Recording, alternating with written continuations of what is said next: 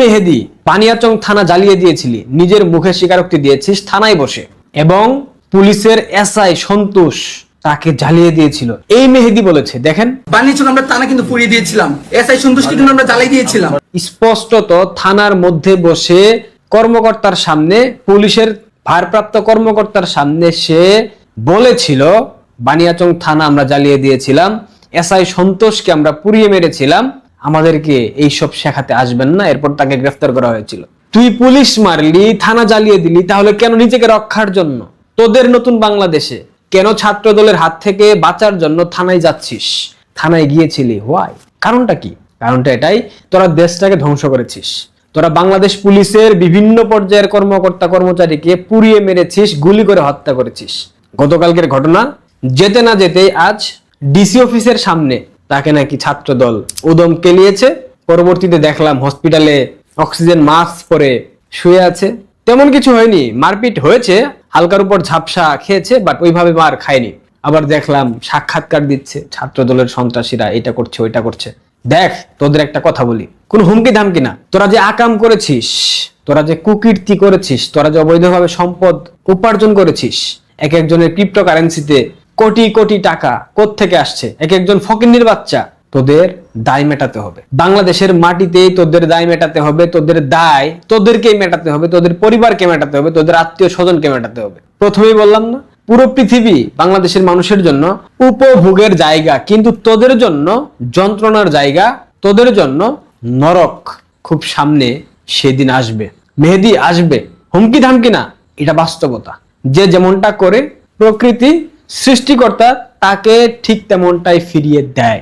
আজ তোকে ছাত্র দল কে নিয়েছে, কাল তোকে ছাত্র লীগ কেলাবে, পরশু তোকে বাংলাদেশের সাধারণ মানুষ কেলাবে, তারপর দিন তরশু তোকে তোর এলাকার সাধারণ মানুষ কেলাবে, কারণ তুই মানুষকে অতিষ্ঠ করে ফেলেছিস। এটা তোদের নিয়তি। প্রত্যেকটা সমন্বয় পৃথিবীর সব প্রান্তে গিয়ে হেনস্থার শিকার হবে, কারণ এটা তাদের কর্মফল। আমরা জাস্ট দর্শক হয়ে তাকিয়ে তাকিয়ে দেখব তোদের অসম্ভব ভয়াবহ পরিণতি।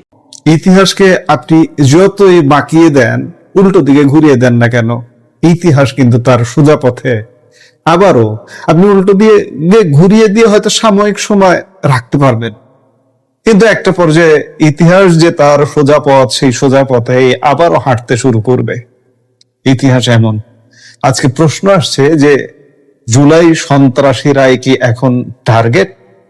5 আগস্টের পর বাংলাদেশের রাজনীতিতে জুলাই ষড়যন্ত্রের মাধ্যমে যে পরিবর্তনের হাওয়া লেগেছিল, বাংলাদেশকে যে চরম অস্তিত্বের সংকটে ফেলে দেওয়া হয়েছিল, সেই ষড়যন্ত্রকারীরা এবার কি টার্গেট? এই প্রশ্নটা আসছে কারণ মানুষের দেয়ালে পিঠ ঠেকে গেছে। মানুষ আর সইতে পারছে না। যখন সইতে পারছে না, তখন এই যে 2 বছর যাবত এই সন্ত্রাসীদের সন্ত্রাসী কর্মকাণ্ড সহ্য করে গেছে, এখন কিন্তু আর নয়। মানুষ ঘুরে দাঁড়াবে যে জুলাই ষড়যন্ত্রকে কেন্দ্র করে তৈরি হয়েছিল এক বিদঘুটে বাংলাদেশ। আর সেই বিদঘুটে বাংলাদেশের প্রতীক সেই জুলাই ষড়যন্ত্র। সেই ষড়যন্ত্রকারীরাই কেন একের পর এক আক্রমণের শিকার হচ্ছেন? এখন একটাই প্রশ্ন, ষড়যন্ত্র নাকি ইতিহাসের পুনরাবৃত্তি? প্রশ্ন আসছে, ইতিহাস কি তবে ঘুরছে?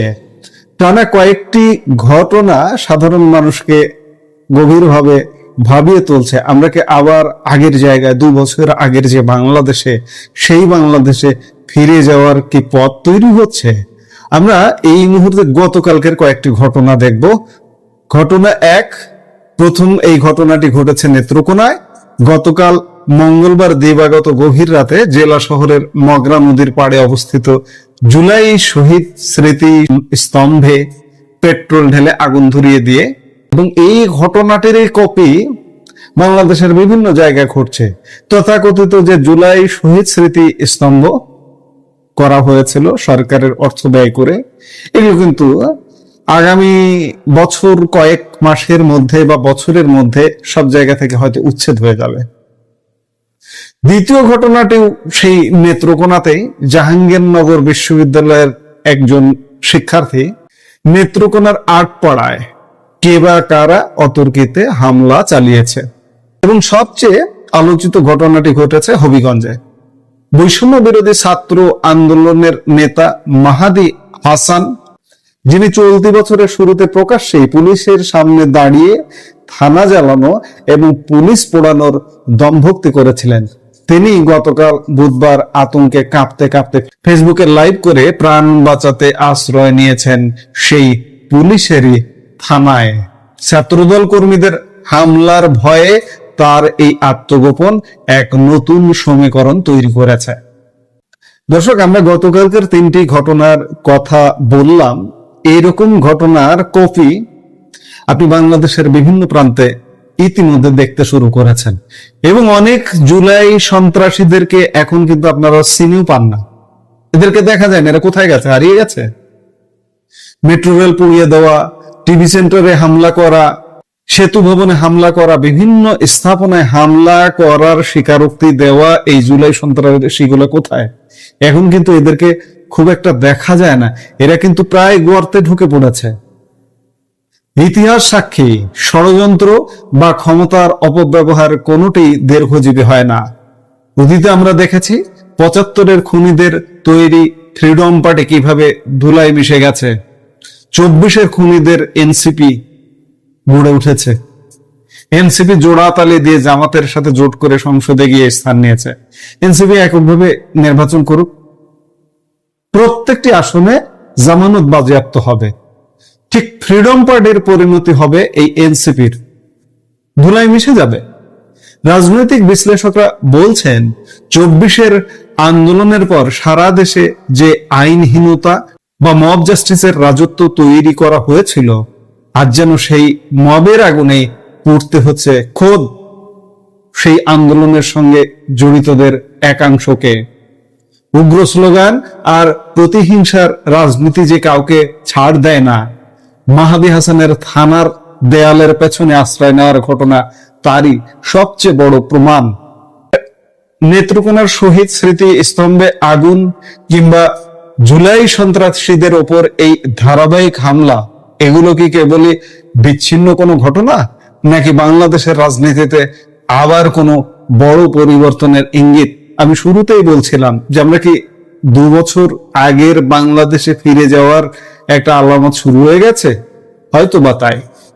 জুলাই সন্ত্রাসীরা কি চরম সংকটের মুখে? অবস্থা কিন্তু তাই। আমি শুরুতেই বলেছি যে মানুষের দেয়ালে পিঠ ঠেকে গেছে, সহ্যের একটা সীমা আছে, যে এই পর্যন্ত আমি সহ্য করলাম, এরপরে আর সহ্য করার যায় না। তখন কিন্তু আবার রিভার্স করবে, ঘুরে আসবে, পাল্টা আঘাত হবে। যে আঘাত দিয়ে দমন করা হয়েছে স্বাভাবিক গতিপথকে, সেই আঘাতকারীদের দিকে ফিরে আসছে, সেটি এখন চারিদিকে সুস্পষ্ট হয়ে উঠছে। সমন্বয়কদের উপরে তুফান উঠবে, আমরা অনেকবার বলেছি, শুনে নেই। ইউনূস সরকারের সময় বহুবার বলেছি, এরা যা শুরু করেছে, ইউনূস সরকারটা ক্ষমতা থেকে গেলে পরে এদের কপালে কোন শনি আছে এক আল্লাহ তাআলা ছাড়া কেউ জানে না। একটা দুইটা না, কিন্তু একাধিক সমন্বয়ের কপালে শনি নেমে এসছে, এবং সেই শনির বিস্তার আস্তে আস্তে ঘটছে। এবং এটার বিস্তার ঘটবে, এটা কিন্তু শুধু আমাদের কথা না। ইউনূস আমলে বুঝে নাই, কিন্তু ইউনূস আমল পার হওয়ার পরে এদের বড় সমন্বয়ক আসিফ মোহাম্মদ সজীব ভুঁইয়া বলেছে তারা গুপ্ত হামলার আশঙ্কার মধ্যে আছে। তবে গুপ্ত হামলা না, এবার প্রকাশ্যই ঘটনাবলী ঘটে যাচ্ছে। আওয়ামী লীগ ছাত্রলীগের যেরকম আছে, তেমনি ছাত্রদলও ভাগ বাটোয়ারার বিষয় আসে, তো ছাত্রদলও ছাড়ছে না। আমরা কিছুক্ষণ আগে একটা আলোচনা আপনাদেরকে বিস্তারিত জানালাম যে হবিগঞ্জের কুখ্যাতই বলতে হয়, কারণ একজন পুলিশ হত্যাকারী, স্বঘোষিত পুলিশ হত্যাকারী তো আপনি সুখ্যাত বলবেন না। সেই কুখ্যাত হত্যাকারী মাহাদি হাসানের উপর তুফান তুলেছে ছাত্রদল, এবং সেই তুফানের পরে তাকে একদম গো টু হসপিটাল, তাকে হসপিটালে চিকিৎসা নিতে হয়েছে, এবং হসপিটালের বেডে এখনো কাতরাচ্ছে, এরকম বেশ কিছু ছবিও সোশ্যাল মিডিয়ায় ঘুরে বেড়াচ্ছে। এরপরই এই যে এই ভদ্রলোকের ভিডিও ছড়িয়ে গেছে চারদিকে। গতকাল রাত থেকেই এই ভিডিও ঘুরছে নেট দুনিয়ায়, এবং নানান জন নানান মন্তব্য করছে। এবং মন্তব্যের ঘরে যদি আপনি ঢুকেন, তাহলে কি দেখতে পাবেন সেটা আমি আপনাদেরকে জানাবো। তার আগে আমি একটু বলি যে এই সমন্বয়কের মুখে যা ঘটিয়েছে ছাত্রলীগের দিকেই তো অভিযোগের তীর, সেটা আমরা একটু শুনে আসি। জুলাই যোদ্ধা, আমি আর জুলাই ঘটনা, জয় বাংলা, জয় বঙ্গবন্ধু। আমি জুলাই যোদ্ধা। আমি জুলাই যোদ্ধা, জুলাই। হ্যাঁ, যদিও জোর করে এইভাবে জয় বাংলা বলানো, জোর করে এই ধরনের পরিস্থিতি তৈরি করা, সমন্বয়করা কম বেশি সবাই অপরাধ করেছে, ফলে অদূর ভবিষ্যতে বিচারের জন্যই রেখে দেওয়া ভালো। আইন নিজের হাতে তুলে নেওয়া কখনোই কাম্য নয়। এবং ছাত্রলীগ যদি এই ধরনের কাজকর্ম করে, আমরা নিঃসন্দেহে বলি যে সমন্বয়করা অন্যায় করেছে বলে ছাত্রলীগ অন্যায় করবে। এইসব যদি করতে থাকে তাহলে এটার ফল আবার ভালো হয় না, এবং স্যাবোটাজ ঘটবে। কারণ এই সমন্বয়কদের যারা গুরু, তারা তো আসলে ঠিক জুতের মানুষ না। এই গুরুদের গুরু, একদম মাস্টার মাইন্ড এই সমন্বয়ক। আচ্ছা, আমরা আরেকটুখানি শুনতে পারি যে ওই সমন্বয়কের সাথে কি হয়েছিল। জয় বাংলা, জয় বাংলা, জয় বঙ্গবন্ধু। আমি আগে ভুল করছি, ছাত্রদের পক্ষে থেকে ছাত্রদের পক্ষে থেকে শেখ হাসিনা সঠিক ছিল। যেটা বলছিলাম যে সমন্বয়কদের একদম মাস্টার মাইন্ড যিনি, যাকে একদম শিক্ষিত মাস্টার মাইন্ড হিসাবে সেই অপশাসক, কুখ্যাত শাসক ডক্টর মোহাম্মদ ইউনূস বিশ্ব দরবারে পরিচয় করিয়েছিল, সেই মাহফুজ আলম কি বলছে যে এই যে ভিডিও যত জায়গায় গেছে তার নিচের পোস্টগুলো দেখে মাহফুজ আলমের বক্তব্য হলো, গতকাল জাহাঙ্গীরনগরের এক সমন্বয়ককে উলঙ্গ করে পিটিয়েছে ছাত্রলীগ। এর চেয়েও ভয়ঙ্কর বিষয় হলো, তাকে যারা পোস্ট দিয়েছে সব পোস্টে 90% বেশি নেগেটিভ রিয়েক্ট আর কমেন্ট। এই মানুষগুলো সবাই কি আওয়ামী লীগ, নাকি আমরা সাধারণ মানুষকেও আওয়ামী লীগ বানিয়েছি? একদম ক্ষমতা হারিয়ে এখন জুৎসু উপলব্ধিটা হয়েছে যে এরা সারা বাংলাদেশে তারা সমন্বয়কটা নিজেরা ছাড়া বাকি সবাইকে এরা আওয়ামী লীগ ছাত্রলীগ বানিয়ে ফেলেছিল। এবং সেটারই এখন আস্তে আস্তে দেখছে যে মানুষ এই ধরনের ঘটনা যখনই ঘটে, মাহাদির মতো, হবিগঞ্জের মাহাদির মতো ঘটনা ঘটে, বা নেত্রকোনার এই ছেলের ঘটনা যেটি ঘটলো জাহাঙ্গীরনগরের, তার নিচে মানুষের শুধু একটাই হা হা হি হি রিয়েক্ট, ব্যঙ্গ তাচ্ছিল্য করা যে ভাই ছাত্রলীগের জন্য আওয়ামী লীগের জন্য কিছু রাইখা দিও, তারাও এসে কিছু করবে, এইসব কথাবার্তা। নেত্রকোনার ঘটনাটা আপনারা একটু শুনেন যে নেত্রকোনার জাবি শিক্ষার্থীকে হেনস্থা, ভিডিও ছড়িয়ে তোলপাড়। জাহাঙ্গীরনগর বিশ্ববিদ্যালয়ের নাটক ও নাট্যতত্ত্ব বিভাগের প্রথম বর্ষের শিক্ষার্থী মোহাম্মদ শরীফ হোসেন, তার একটা ডাকনামও আছে।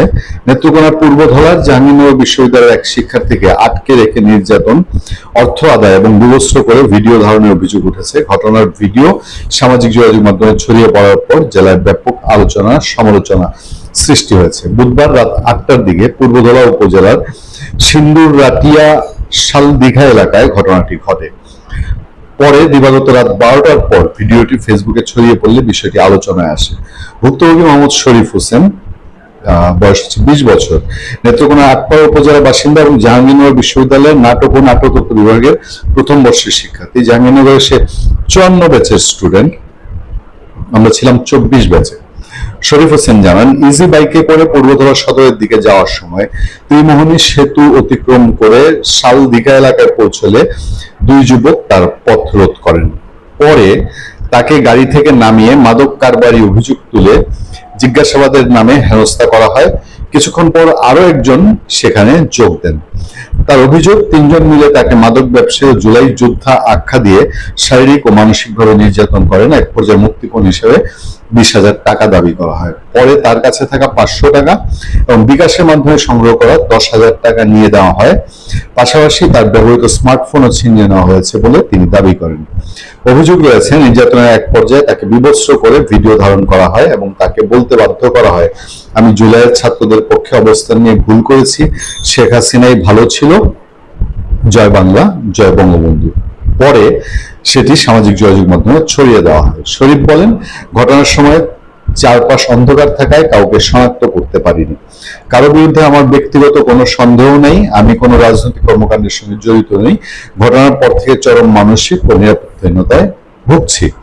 ভাইরাল হওয়া ভিডিওতে দেখা যায় বিবস্ত্র অবস্থায় শরীফকে বিভিন্ন বক্তব্য দিতে বাধ্য করা হচ্ছে। এ সময় তাকে কান্নারত অবস্থায় দেখা যায়। ঘটনাটি নিয়ে সামাজিক যোগাযোগ মাধ্যমে নিন্দা জানিয়েছেন জাতীয় নাগরিক পার্টি এনসিপির বিভিন্ন পর্যায়ের নেতারা। তারা জড়িতদের দ্রুত শনাক্ত করে আইনের আওতায় আনার দাবি জানিয়েছেন। এ বিষয়ে নেত্রকোনা পুলিশ সুপার মোহাম্মদ তরিকুল ইসলাম জানান, সামাজিক যোগাযোগ মাধ্যমে বিষয়টি জানার পরপরই ভুক্তভোগী শিক্ষার্থীকে পুলিশি নিরাপত্তার আওতায় নেওয়া হয়। তার বক্তব্য শোনা হয়েছে এবং প্রয়োজনে আইনগত ব্যবস্থা গ্রহণের প্রক্রিয়া শুরু হয়েছে। ঘটনাস্থল পূর্বধরা থানা আওতাধীন হয়, সেখানে অভিযোগ দেওয়ার পরামর্শ দেওয়া হয়েছে। তদন্তের মাধ্যমে জড়িতদের শনাক্ত ও গ্রেফতারের চেষ্টা চলছে বলেও জানান তিনি। আমরা আরো যেসব তথ্য পেয়েছি যে জাহাঙ্গীরনগর বিশ্ববিদ্যালয়ের নাটক ও নাট্যতত্ত্ব বিভাগের 54তম ব্যাচের শিক্ষার্থী ও জুলাই যোদ্ধা মোহাম্মদ শরীফ হোসেন, তার ডাকনাম হচ্ছে রুশান। রুশানের উপর নেত্রকোনা আটপাড়া উপজেলার নিষিদ্ধ সংগঠন ছাত্রলীগের নেতা কর্মীরা অতর্কিতে হামলা চালিয়েছে। এটা ঘটনাটা ঘটার কিছুক্ষণ পরেই ফেসবুকে পোস্ট দেওয়া হয়েছিল। কিছুক্ষণ আগে ফেসবুকে ছড়িয়ে পড়া এক ভিডিওতে দেখা যায় ছাত্রলীগের নেতা কর্মীরা রুশানকে বিবস্ত্র করে তাকে নির্মমভাবে মারধর করে এবং শারীরিকভাবে লাঞ্ছিত হেনস্থা করে। আমরা একটা কথা বলেছিলাম অনেক আগে যে যদি ছাত্রলীগ আওয়ামী লীগের বিষয়টা রাজনৈতিক সুরাহা না করা হয় তাহলে দেশের ভেতরে একটা বড় রকম বিশৃঙ্খলা তৈরি হতে পারে। এবং আজকের আলোচনাতে আমি যেটা বললাম এটাই আমার ধারণা যে ছাত্রলীগ আওয়ামী লীগ যদি এইসব কন্টিনিউ রাখে, এটাও তো একটা অপরাধ। যত বিচারেই বলেন না কেন, এটা একটা অপরাধ। এই রোশানের সঙ্গে যেটি করা হয়েছে এটা অপরাধ। কারণ তারা কখনো কোনোদিন যদি বাংলাদেশের মানুষ আওয়ামী লীগকে বা তাদের সহযোগী সংগঠনকে অ্যাকসেপ্ট করে, তাহলে ভোটের মাধ্যমে যদি কখনো তারা ক্ষমতায় আসে, তাদের কাছে যদি মনে হয় যে রোশানরা সেই জুলাই যোদ্ধা নাম দিয়ে তারা দেশে অরাজকতা চালিয়েছে, লুটপাট করেছে, তারপরে আমি জানি না এই সমন্বয়ক রোশান তার এলাকায় বা জাহাঙ্গীরনগরে সে সমন্বয়ক হওয়ার পরে অন্যান্য সমন্বয়করা যেরকম অন্যায়, অপরাধ, চোরাচালান, স্মাগলিং, চাঁদাবাজিতে জড়িত হয়েছিল, রোশানও কি তার ক্ষমতার সঙ্গে এরকম করেছে কিনা, নাহলে তার প্রতি কেন ছাত্রলীগ যে বলা হচ্ছে তাদের এত রোষ, এত ক্ষোভ, এত ঘৃণা তৈরি হয়েছে।